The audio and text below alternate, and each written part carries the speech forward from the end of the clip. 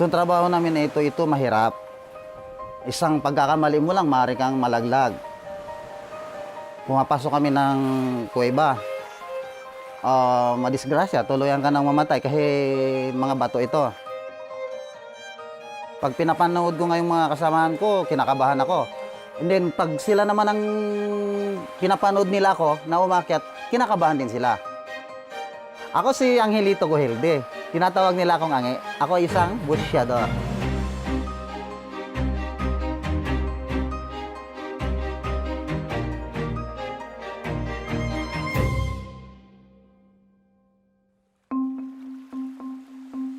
Long considered the caviar of the East, bird's nest, or more specifically the dried saliva of swiftlet birds, is a rare treat.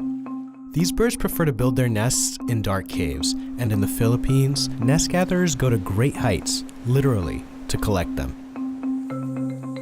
Dito, sa trabaho namin dito, yung bawat kuweba may nakatuka na kung sino yung taong pupunta doon. Kasi may sukat yung laki ng katawan. Kapag maliit ang kuweba, hindi rin nakapasok yung malaki. Pag malalaki na siya, kukunin mo na siya. Pagkatapos mo maglinis, dadalhin mo na doon kung sino ang concessionaire.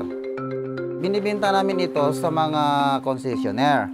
And then yung concessionaire, yun naman ang ibibenta naman nila doon sa gumagawa ng soap.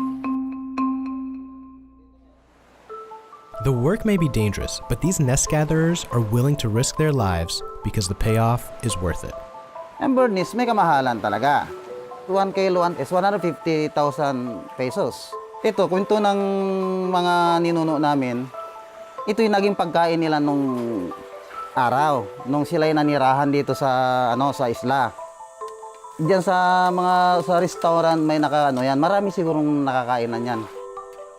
Traditionally, the role of a nest gatherer is passed down from generation to generation.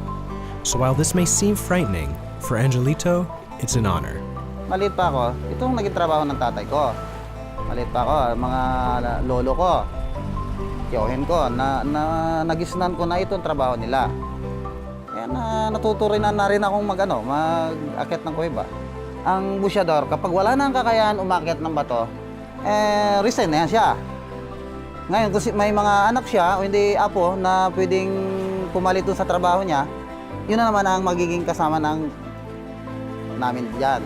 Halimbawa, kaya sa akin, bata pa ako, matagal pa ako mag-resign. Gagawin ko po yung bilang busyador habang ako'y may lakas pa.